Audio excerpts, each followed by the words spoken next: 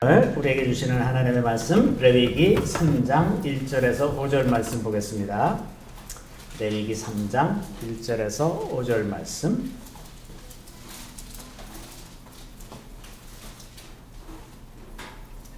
우리 다 같이 한번 읽어볼까요? 사람이 만일 화목제의 제물을 예물로 드리되 서로 드리려면 수컷이나 암컷이나 흠없는 것으로 여호와 앞에 드릴지니 그 예물의 머리에 안수하고 회막문에서 잡을 것이요 아론의 자손 제사장들은 그 피를 제단 사방에 뿌릴 것이며 그는 더욱 그 화목제의 제물 중에서 여호와께 화제를 드릴지니 곧 내장에 덮인 기름과 내장에 붙은 모든 기름과 두 콩팥과 그 위의 기름 곧 허리 쪽에 있는 것과 발의 빈 거풀을 콩팥과 함께 떼어낼 것이요 아론의 자손은 그것을 제단 위에 불에 있는 나무 위에 번제물 위에서 사를지니 이는 화제라 여호와께 향기로운 냄새니라. 아멘. 저는 오늘 이 말씀을 가지고 화목제라는 제목으로 잠시 말씀을 나누도록 하겠습니다. 이제 레위기 1장부터 쭉 보면 우리 1장에서는 이제 번제에 대해서 말씀하셨고 2장에서는 소제에 대해서 그리고 이제 3장에 와서 지금 화목제에 대해서 이야기를 하고 있습니다. 그리고 이제 그 뒤에 4장, 5장에는 그 속죄제에 대해서 얘기하고 그 다음에 6장으로 가면 다시 이제 그 제사를 드리는 좀 더 디테일한 규례에 대해서 기록이 되어 있습니다. 왜 이런 순서로 되어 있을까? 레위기가 이렇게 번제, 소제, 화목제 이런 순서로 되어 있을까라고 좀 생각을 하면 가령 우리가 하나님과 관계를 회복하는 것이 가장 먼저라면 그러면 속죄제나 속건제를 먼저 드리는 것이 마땅한데 지금 그 순서로 되어 있지 않고 번제에서부터 시작하거든요. 이것은 이미 하나님의 언약 백성이 된 이스라엘과 맺은 언약이기 때문에 그래요. 그래서 이미 언약 안에 들어와 있는 백성들에게 제일 먼저 해야 하는 일들이 번제, 소제, 그리고 화목제를 드리는 것이라고 하는 겁니다. 그래서 이제 속죄제와 속건제는 이제 이 다음에 너희가 죄를 지어서 그 관계가 깨어지면 이제 속죄제나 속건제를 이렇게 드리도록 그러니까 이제 먼저 일어날 순서부터 이렇게 기록됐다고 이렇게 말씀드릴 수가 있죠. 그래서 일상적인 제사들은 번제, 소제, 화목제가 이제 일상적으로 드려지는 제사입니다. 그러니까 소제는 따로 얘기 안 하고 성경의 표현을 보면 되게 번제와 화목제를 드렸다 이렇게 표현되어 있어요.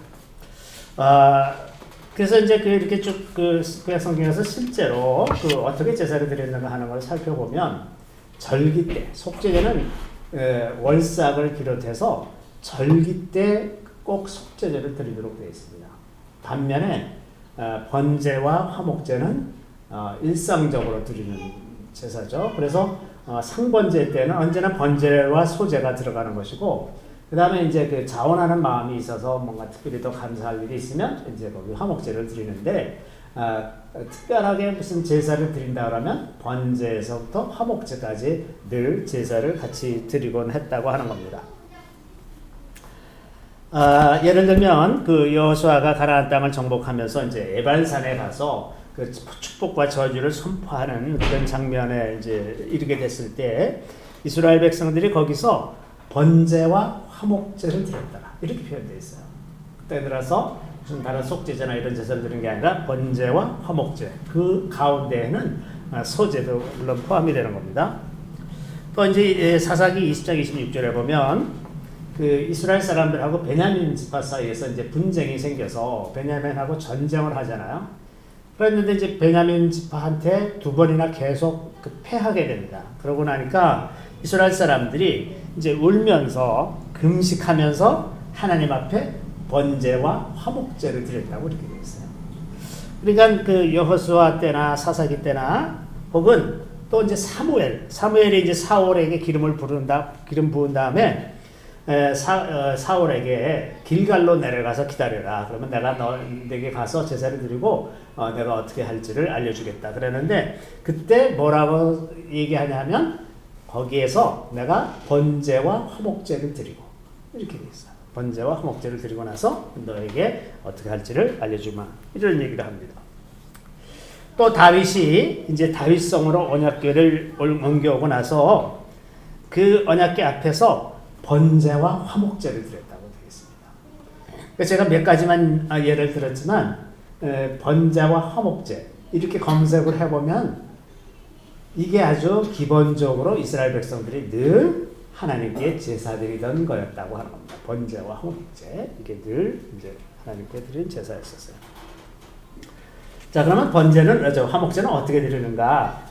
오늘 본문 말씀해 보면 이제 그 다른 그 제사 번제나 혹은 뭐 속죄제 제물로 사용할 때와는 달리 그 소나 양이나 그 염소를 쓸 수가 있는데 암컷을 써도 됩니다.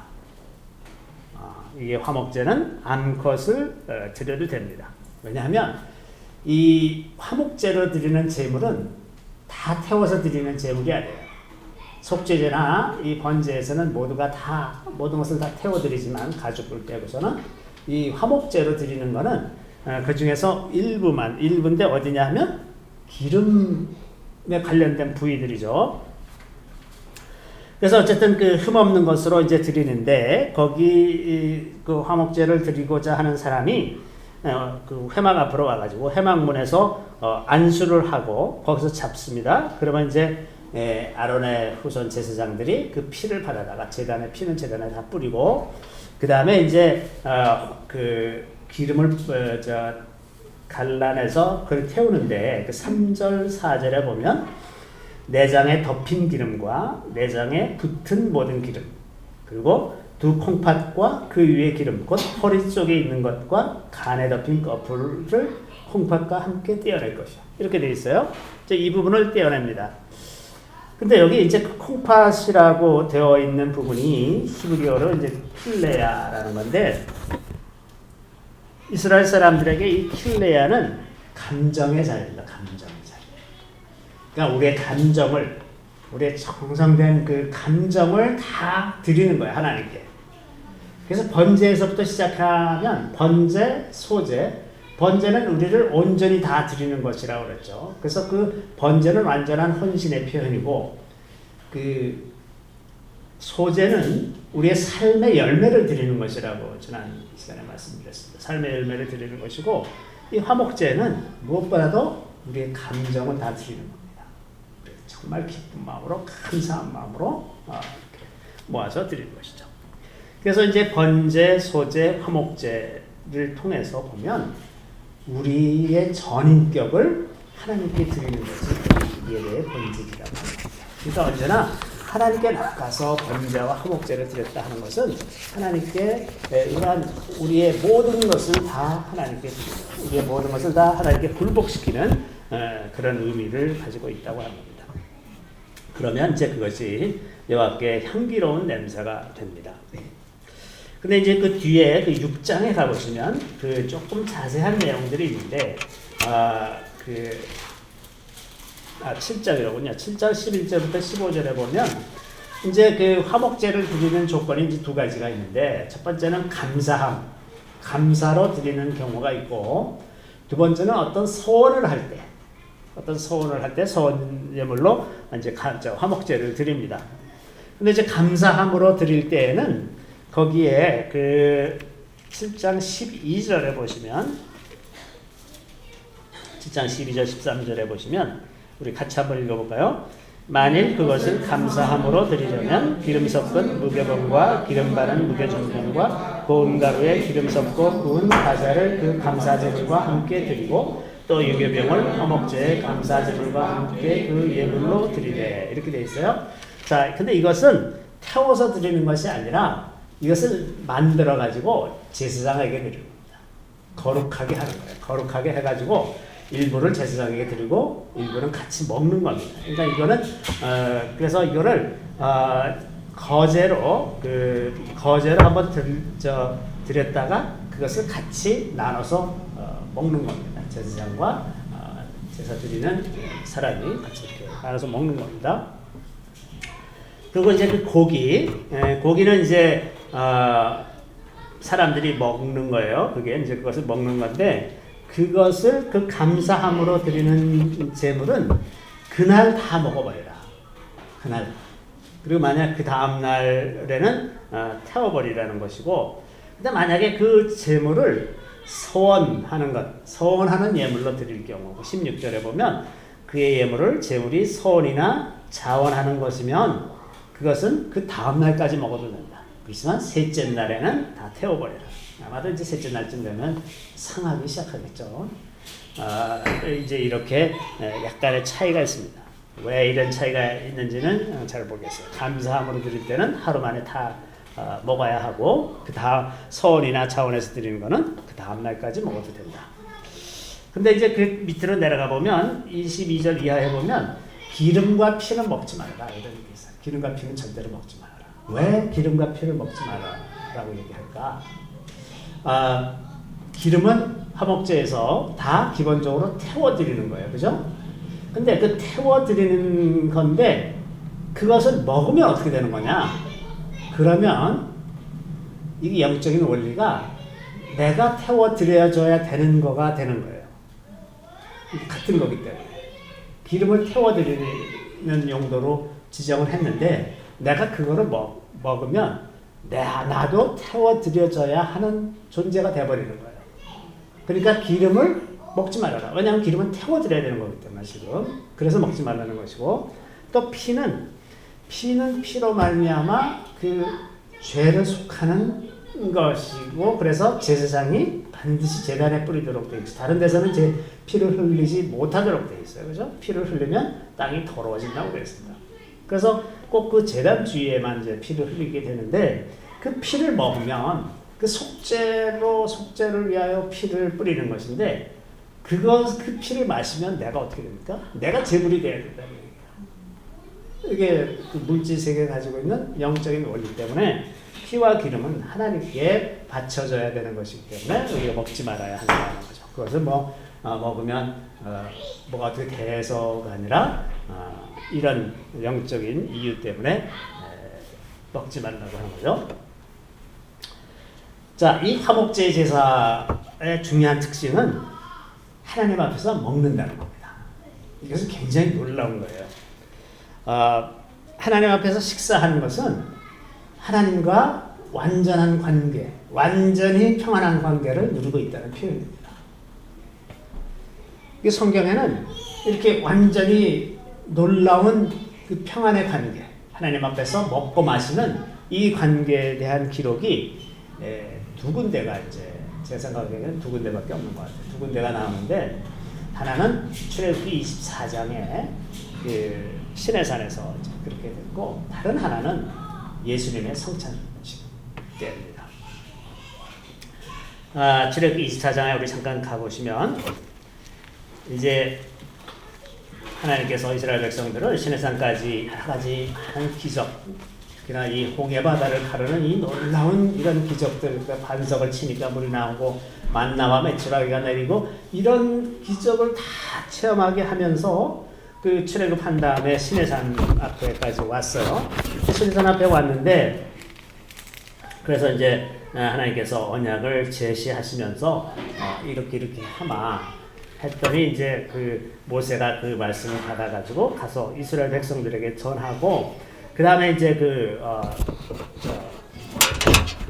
모세에게 하나님께서 이제 장로들과 함께 올라오게 이렇게 말씀하십니다. 그래서 24장 그 9절부터 11절 말씀, 출애굽기 24장 9절부터 11절 말씀.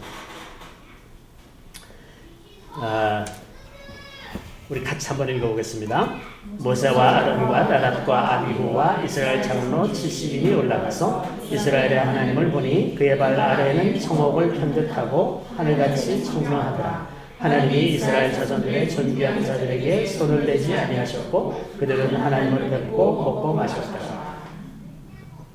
그 위에 조금 위에 올라가서 보면 모세가 그 피를 가지고 가서 이제 반은 제단에 뿌리고 반은 그 백성에게 뿌립니다. 그 6절부터 8절 사이에 보면 그리고 이제 언약서를 가져다가 백성에게 낭독해서 듣게 합니다. 그러고서 백성들이 그것을 듣고서 이 모든 말씀을 우리가 준행하겠습니다. 이렇게 약속을 해요. 그래서 이제 그 언약 백성이 딱 됐어요. 이제 언약을 바로 맺은 순간입니다. 그 바로 맺은 순간에 그 피를 뿌려서 이제 언약의 피다 이렇게 다 정했어요. 목숨을 걸고 하는 피라는 언약이라는 것을 다 정하고 모세와 아론과 나답 아비후 그리고 이스라엘 장로 70인이 올라갔는데 그 자리가 그 하나님의 발치 있는 쪽, 그러니까 그 영광이 임한 그 낮은 쪽, 가장 낮은 쪽이 어땠었냐면 청옥을 편듯하고, 청옥은 사파이어예요.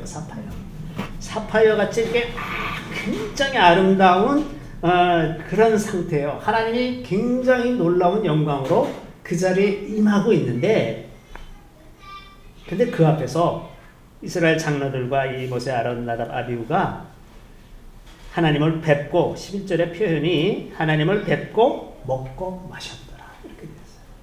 근데 하나님이 그들에게 손을 대지 아니하셨다.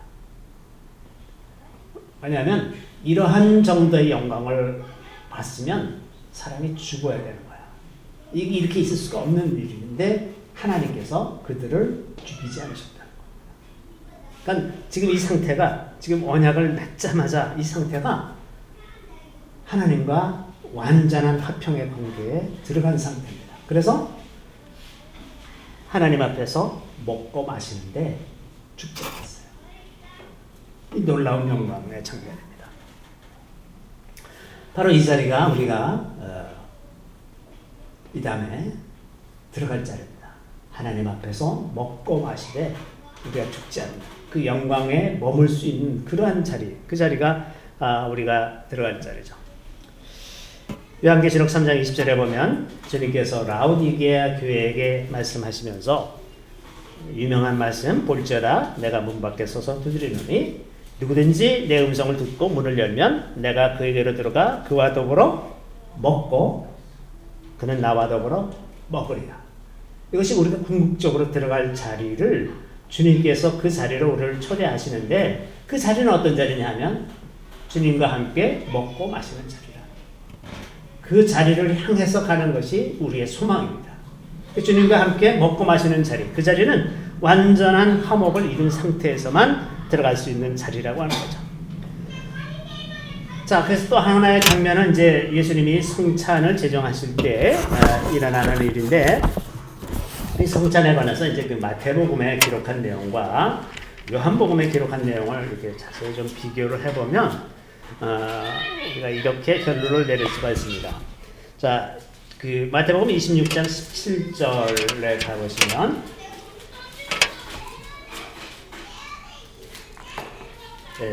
마태복음 26장 17절 이하에 가보시면 거기에 보면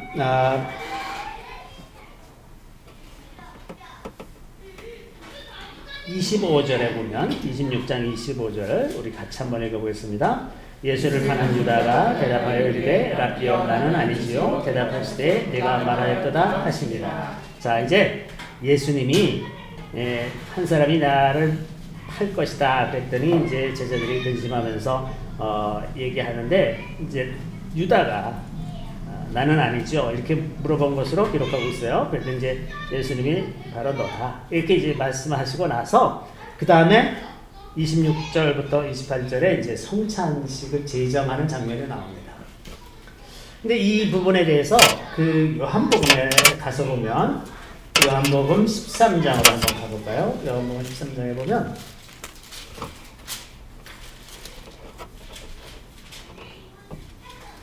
요한복음 13장 21절 이하에 보시면 21절에 이제 예수님이 너희 중 하나가 나를 팔리라 이런 말씀을 하시니까 제자들이 궁금했어요. 누가 예수를 팔까? 그래서 이제 요한이 예수님의 그 품에 의지하고 있으니까 베드로가 요한 보고 누군지 한번 여쭤봐 이렇게 이제 고개짓을 했겠죠. 그랬더니 예수님이 요한이 이렇게 해서 이제 뭐 이렇게 하니까 예수님이 그때 이제 그 떡 한 조각을 가져다가 그 가룟 유다에게 줬어요. 그래서 27절에 보면 조각을 받은 후 곧 사탄이 그 속에 들어간지라 이에 예수께서 유다에게 이르시되 네가 하는 일을 속히 하라. 자, 이미 이제 그 들어갔습니다. 사탄이 가룟 유다에게 들어갔고 이제 곧 떠나게 되죠.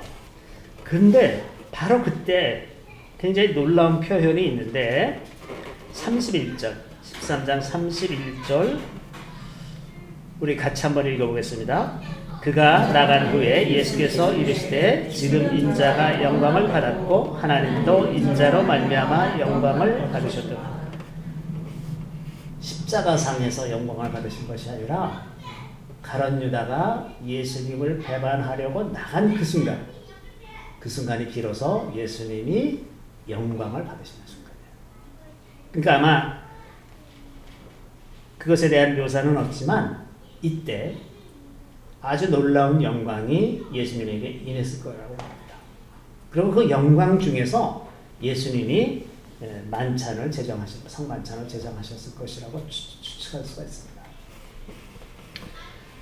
그런데 이제 물론 제자들은 이날이 너무나 혼란스러운 날이었어요. 예수님은 돌아가신다고 말씀하시고 누가 나를 배반할 거다 얘기하시는데 그 영광이 임하고 있을 때에 제자들이 그것을 과연 알아챘을까? 그 영광의 모습을 볼 수가 있었을까? 아마 볼 수 없었을 거라는 생각이 들어요. 자기가 너무 지금 혼란스러운 상태에 있으니까. 근데 어쨌든 그런 상태에서 예수님이 떡을 떼어서 주시면서 마태복음에 보면 이제 받아 먹으라. 이것은 내 몸이다. 이렇게 말씀하시고 또 그 다음에 이제 잔을 제자들에게 돌리시면서 이것은 죄사함을 얻게 하려고 많은 사람을 위하여 흘리는 나의 피, 곧 새 언약의 피다. 이렇게 말씀하셨어요. 그래서 이 성찬하는 자리에 제자들이 함께 있었는데 사실은 주님의 굉장히 놀라운 영광이 그 위에 임하고 있었을 것이라는 생각이 듭니다. 그래서 그것이 마치 시내산 발치에서 장로 70인가 모세 아론이 하나님의 영광 가운데에서 먹고 마셔도 아무 일이 없었던 것처럼 주님의 영광이 굉장히 크게 임하고 있는 그 가운데서 성만찬이 만들어지고 우리를 성만찬으로 부르시는 것은 굉장히 놀라운 자리로 부르시는 것이라고 하는 겁니다. 그래서 이 성만찬을 먹고 마실 때 마치 기름과 피를 마시지 말라고 말씀하시는 것처럼 다시 이제 레위기로 가보면 그 기름과 피에 대해서 그리고 그 제물에 대해서 뭐라고 말씀하시냐면 더러워진 자는 먹지 말아라 그런 얘기가 있어요. 그리고 다시 한번 가볼까요? 우리 레위기 7장으로 가보시면 레위기 7장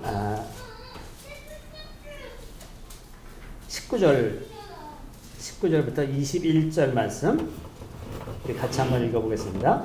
그 고기가 부정한 물건에 접촉되었으면 먹지 말고 불사를 것이라. 그 고기는 깨끗한 자만 먹을 것이니 만일 몸이 부정한 자가 여호와께 속한 화목제물의 고기를 먹으면 그 사람은 자기 백성 중에서 끊어질 것이요 만일 누구든지 부정한 것 곧 사람의 부정이나 부정한 짐승이나 부정하고 가증한 무슨 물건을 만지고 여호와께 속한 화목제물의 고기를 먹으면 그 사람도 자기 백성 중에서 끊어지리라. 자, 부정한 자가 이 화목제물의 고기를 먹으면 그 백성 중에서 끊어질 것이다. 언약에서 탈락한단 말이죠. 그래서 부정한 것들을 만지고 그러니까 그래서 몸이 더러워졌는데 부정해졌는데 그런 상태에서 화목제물의 고기를 먹으면 그 사람도 백성 중에서 끊어질 것이다. 근데 사도 바울이 이 성찬에 대해서 이야기하면서 이렇게 얘기합니다. 고린도전서 11장 29절에 가보면 이 성찬을 하는 것이 이 화목제물을 먹는 것과 너무나 긴밀하게 연결되어 있기 때문에 고린도전서 11장 29절에 봅시다.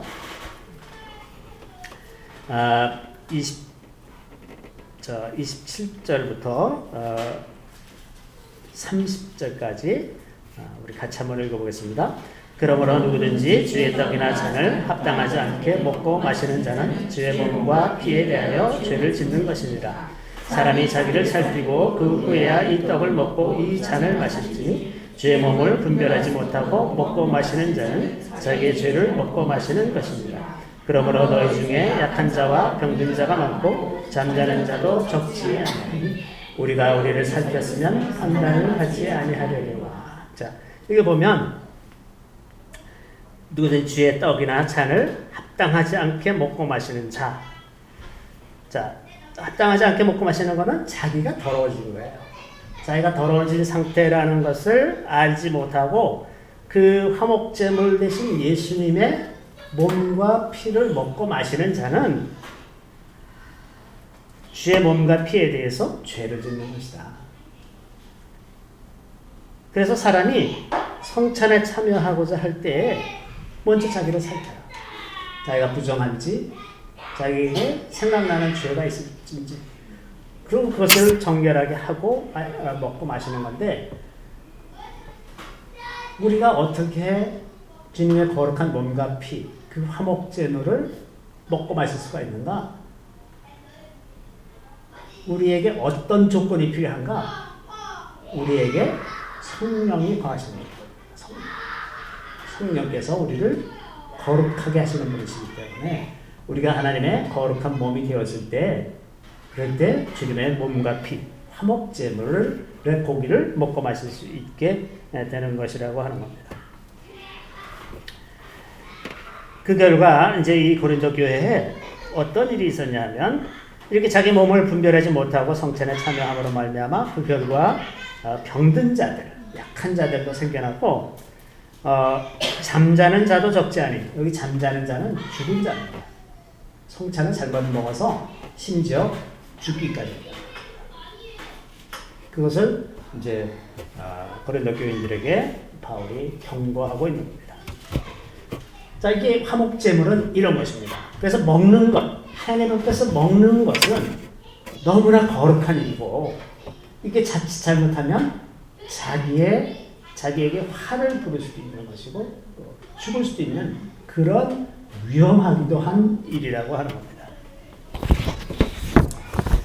자, 이제 다시 이스라엘로 돌아가면, 이스라엘 백성들의 문제는 일시적으로 하나님 앞에서 먹고 마시는 이 놀라운 경험을 했지만, 이 경험은 잠시뿐이라는 거예요. 다시 죄로 빠져들어가고,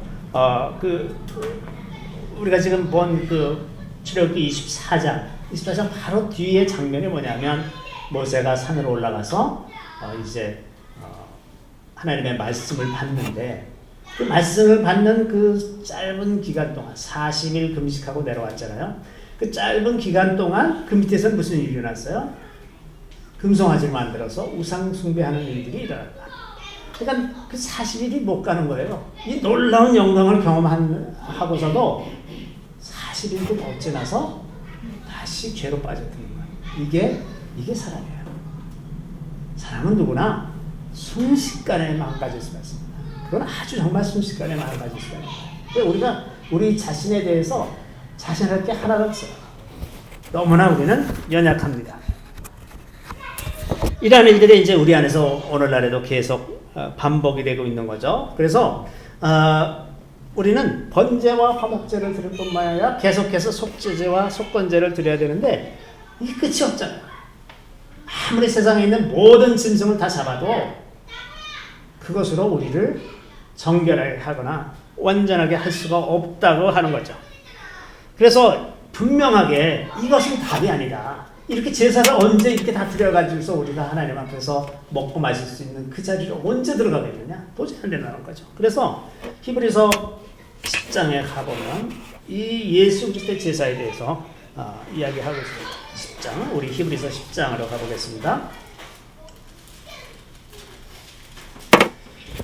히브리서 10장 1절 말씀, 우리 같이 한번 읽어보겠습니다. 율법은 장차 올 좋은 일의 그림자일 뿐이요 참 형상이 아니므로 해마다 늘 드리는 같은 제사로는 나오는 자들을 언제나 온전하게 할 수 없느니라. 자, 히브리서 기자는 율법은 그림자일 뿐이다. 앞으로 올 완전한 것의 그림자일 뿐이시고, 마치 나침반같이 앞으로 이런 일이 일어나야 된다는 것을 가르쳐주는 것이지, 그것으로는 아무리 많이 제사를 드려도 온전하게 할 수가 없다. 그래서 이제 이 제사라고 하는 것들은 그 밑에 3절에 가보면, 그러나 이 제사들에는 해마다 죄를 기억하게 하는 것이 있습니다. 늘 죄를 기억할 뿐이다. 우리가 제사를 이렇게 배우고 제사에 대해서 알게 되는 것은 우리가 얼마나 죄인인지를 심각하게 인식할 수 있도록 돕는 거죠. 왜냐하면 4절에 황소와 염소의 피가 능히 죄를 없이 하지 못하기 때문에 그래서 매년 속죄제를 계속 대속죄는 아주 크게 제사를 드려야 되고 그러니까 이런 상황이기 때문에 시편 기자가 시편 40편 6절 이하에 보면 거기 이제 5절에 이렇게 돼 있죠. 우리 5절 같이 한번 읽어볼까요? 그러므로 주께서 세상에 임하실 때에 이르시되 하나님이 제사와 예물을 원하지 아니하시고 오직 나를 위하여 한 몸을 예비하실 거다. 자, 제사와 예물을 원하지 아니하신 하나님. 왜냐하면 그것은 완전한 것이 아니고 그렇게 해서 무슨 문제가 해결되는 것이 아니기 때문에 그래서 어떻게 됐냐면 그 히브리서 10장 7절에 이제 요게 시편 40편 6절 이하에 바로 이어지는 말씀인데 7절 우리 같이 한번 읽어보겠습니다. 이에 내가 말하기를 하나님이여 보시옵소서 두루마리 책에 나를 가리켜 기록된 것과 같이 하나님의 뜻을 행하러 왔나이다. 자, 이제 제사와 예물을 원치 않는다. 그것이 답이 아니다. 그랬더니 그거에 대해서 주님께서 나타나셔서 하시는 말씀이 내가 여기 있나이다. 내가 주의 뜻을 행하려 왔나이다. 그것이 내가 나 자신을 속죄제와 화목제물로 드려서 이제 완전한 것으로 바꾸겠다. 그렇게 나타나셨다는 거죠. 그래서 이제 10장 10절 말씀 10장 10절부터 10절만 우리 같이 한번 우선 읽어볼까요? 다 같이 읽습니다. 이 뜻을 따라 예수 그리스도의 몸을 단번에 들으심으로 말미암아 우리가 거룩함을 얻었노라. 자, 예수님께서 자기 자신의 몸을 단번에 속죄제물로 또 화목제물로 한꺼번에 들이심으로 말미암아 우리가 거룩함을 얻었다. 이제 거룩해졌어요. 속죄가 됐으니까 거룩해지는 거죠. 그래서 이제 우리의 죄를 위해서 속죄제를 드리시고 승천하셔서 하나님 우편에 앉아 계셨습니다. 그래서 14절도 같이 한번 읽어보겠습니다. 그가 거룩하게 된 자들을 한 번의 제사로 영원히 온전하게 하셨습니다. 자, 온전하게 하셨어요. 우리를 온전하게 하셨는데 그리고 또 15절에는 성령께서 하시는 증언의 말씀을 기록하죠. 그러니까 온전하게 되는 것이 성령이 우리 안에 계시게 됩니다. 이게 우리가 온전하게 되는 거죠. 그리고 이 온전하다는 말이 히브리어로 샬렘입니다. 샬렘. 화목제가 히브리어로 샬렘이에요. 샬렘. 화목제가 샬렘. 온전하다는 것이 샬렘. 그리고 우리가 제일 많이 쓰는 샬롬. 샬롬이 평화죠. 자, 우리가 하나님과 완전한 평화에 이르게 되는 것은 예수 그리스도께서 샬렘이 되셨기 때문에 그렇습니다. 예수 그리스도께서 샬렘이 되셔서 우리를 위한 영원한 화목제물이 되셨기 때문에 그래서 우리가 예수 그리스도 안에서 샬렘하게 되었습니다. 온전하게 되었습니다. 그 온전하게 되는 것이 무엇이냐? 성령이 우리 안에 머무시게 되었다고 하는 겁니다. 우리가 도덕적으로 온전하고 그 율법을 다 지키고 모든 것 다 해서가 아니라 성령께서 우리 안에 머무시게 되었다 하는 것이 우리가 온전하게 되었다고 하는 말이죠. 그래서 성령께서 우리 안에 거하시기 때문에 그 밑에 16절에 보면 주께서 이르시되 그날 이후로는 그들과 맺을 언약이 이것이라 하시고 내 법을 그들의 마음에 두고 그들의 생각에 기록하리라. 하나님의 말씀이 우리의 마음과 생각에 기록되도록 하는 것은 성령께서 하시는 일이다. 그래서 이제 온전해지는 거예요. 성령께서 우리 안에 거하심으로. 그러니까 다시 한번 정리를 하면 예수 그리스도께서 자기 자신을 우리를 위한 속죄제물과 화목제물이 되도록 자기 자신을 들이셨고 그래서 우리를 거룩하게 하셨어요. 예수 그리스도 안에 있는 자를 거룩하게 하셨어요. 그리고 우리에게 성령을 주셔서 우리를 온전하게 하셨어요. 그 온전하게 하신 것은 그 하나님의 말씀이 우리의 마음과 생각에 새겨지도록 그렇게 해주셨다고 하는 겁니다. 또 그 바울은 로마서 3장 25절에 가보시면 이제 여기 히브리서에서는 주로 이제 속죄의 측면을 말하고 있는데 로마서 3장 25절에는 우리 같이 한번 읽어보겠습니다. 이 예수를 하나님이 그의 피로써 믿음으로 말미암는 화목제물로 세우셨으니 이는 하나님께서 길이 참으시는 중에 전에 지은 죄를 간구하심으로 자기의 의로우심을 나타내려 하시니. 자, 예수님께서 우리를 위한 화목제물이 되셨다고 사도 바울도 그렇게 인식하고 그렇게 표현하고 있습니다. 히브리서 기자는 주로 속죄제의 측면을 얘기한다면 지금 바울은 화목제, 예수 그리스도께서 우리의 화목제물이 되셨다 이 말씀을 하죠. 자, 그래서 우리가 이제 우리 에베소서를 볼 때도 그런 말씀은 좀 나눴습니다만은 에베소서 2장 14절에 보면 바울이 이제 이렇게 예수 그리스도에 대해서 이렇게 얘기하죠. 그는 우리의 화평이신지라. 그는 우리의 화평이신지라. 근데 그는 우리의 화평이신지라라고 말할 때 바울의 생각 속에는 그 히브리어를 사용하는 바울의 생각 속에서는 예수 그리스도가 우리의 샬롬이라고 말하는 거죠.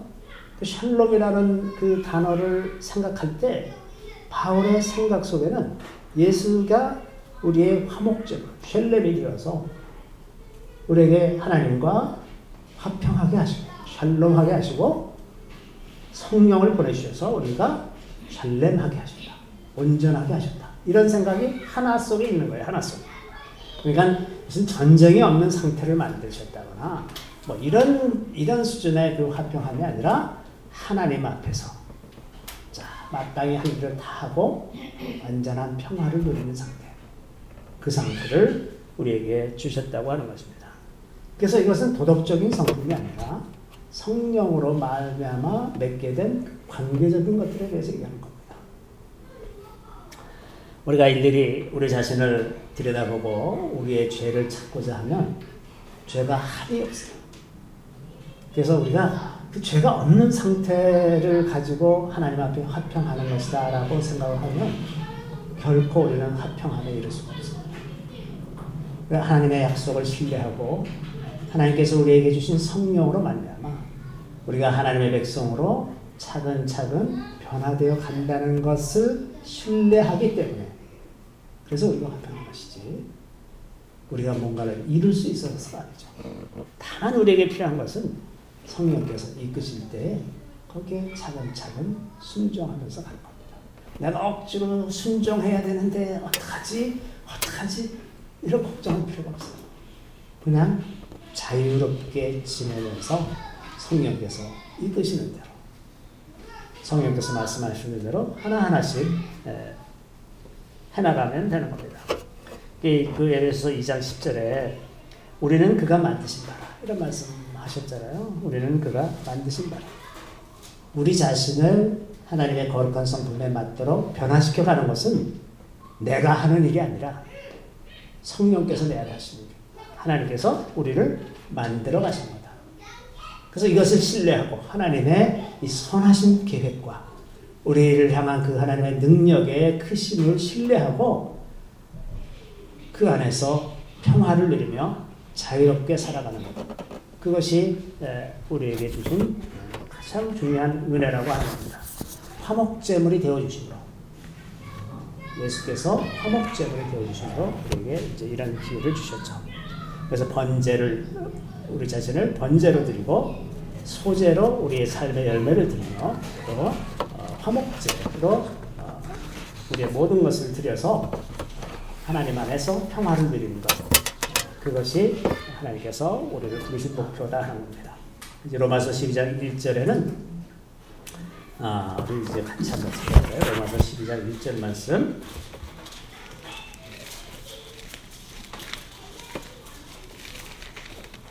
로마서 12장 1절 다 같이 읽고 마치도록 하겠습니다. 다 같이 읽습니다. 그러므로 형제들아 내가 하나님의 모든 자비하심으로 너희를 권하노니 너희 몸을 하나님이 기뻐하시는 거룩한 산제물로 드리라. 이는 너희가 드릴 영적 예배니라. 이제 그 레위기에 기록된 그 제사법 제사법에서 결국 지금 번제와 소제와 화목제의 핵심은 우리 삶 전체를, 우리의 모든 것을 하나님께 드리는 것입니다. 그래서 이를 사도 바울이 너희 몸을 거룩한 산제물로 드리라. 이것이 우리에게 마땅한 예배다. 이것이 오늘 이제 화목제 제사를 통해서 우리에게 주는 교훈이라 생각이 듭니다. 잠시 기도하겠습니다. 주님께서는 우리를 위해서 모든 것을 내어주셨습니다. 그 생명도, 그 삶도, 그 아픈 마음도, 그 모든 상처들도 다 우리를 위해서 내어주셨습니다. 주님께서 우리를 위해서 그렇게 헌신하신 것 같이 우리도 주님을 위해서 헌신할 수 있게 되기를 구합니다. 우리를 번제로 드리고 우리의 모든 삶의 열매를 드리며 우리의 모든 것을 주님 앞에 드려서 주님을 기뻐하고 즐거워하며 주님 주시는 마음을 품고 주께서 원하시는 모습으로 살아갈 수 있게 되기를 구합니다. 주의 영에 계신 곳에 자유함이 있다 하셨습니다. 성령께서 우리 안에 머무심으로 말미암아 우리가 이 참 자유를 누리게 하시니 주님 감사드리옵나이다. 때때로 이 자유를 빼앗아가고 우리 마음속에서 평안과 기쁨을 앗아가려고 하는 악한 세력들이 있을진데 주님 저희들을 불쌍하게 해주시고 우리 주님의 천사들을 보내주셔서 보호하여 주시며 우리가 더 나은 편, 더 확실하고 완전하며 주님의 거룩함에 참여하는 그것을 언제나 선택해 나갈 수 있게 도와주시기를 간절히 바라고 원하옵나이다. 그러나 주님 우리가 때때로 실패하고 반복적으로 실패한다 할지라도 낙심하지 않게 되기를 구합니다. 왜냐하면 주님은 우리를 향해서 오래 참고 기다리시는 주님이 아니십니까? 주님의 그 신실하심을 늘 기억하고 쉬 낙심하지 아니하고 쉬 좌절하지 아니하고 한 걸음 한 걸음 계속해서 주님께로 향해 나갈 수 있게 도와주시옵소서. 우리 주님을 찬양합니다. 주님 감사하옵고 예수 그리스도의 이름으로 기도드립니다. 아멘. 같이 찬송 228장